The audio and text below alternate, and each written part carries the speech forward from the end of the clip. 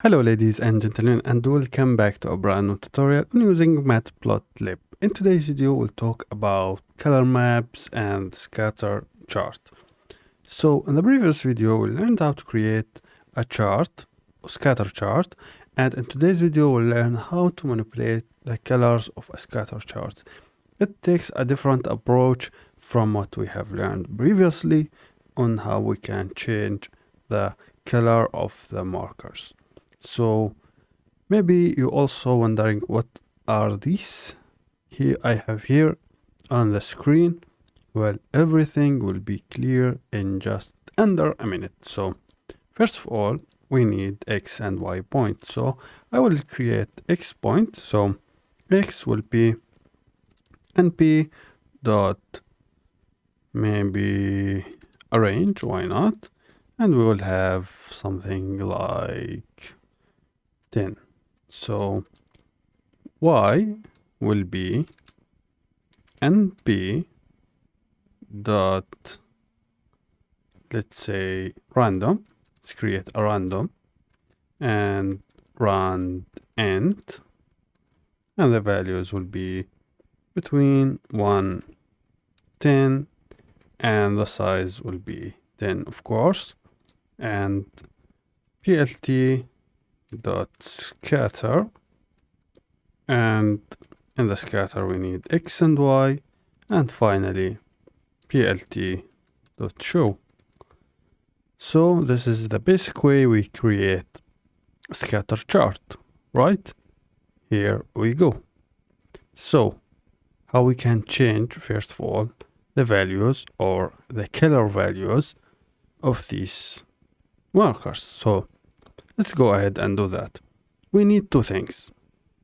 First one is called CMap, a color map, and the color map will be one of these color maps.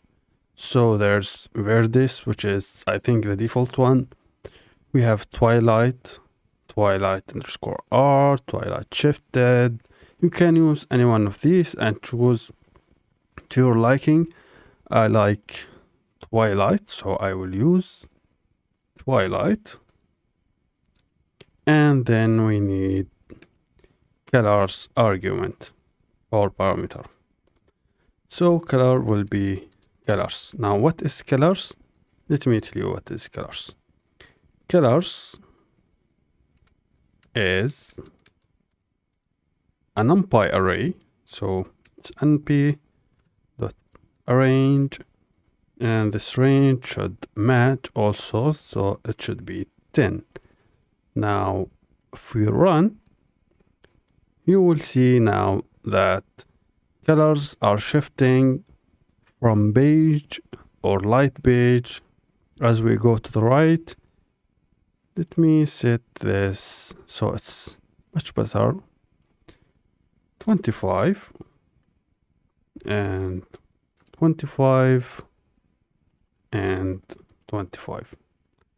Let's run again so we can see more clearly the variance in color as we move left and right. It's most darkest in the middle, so between maybe 8, about 8 up to 15, these values have the darkest colors, and as we move away from these values it becomes more light. So here we have brown or beige, and it becomes more and more as we go to the right, more lighter. And the same here, it goes like purple and blue and then light blue. Let's try something else, maybe this one, and see the difference in color. And this one takes a different approach. It goes darker as we move from left to right. So start from light, and barely you can see some values like this one here.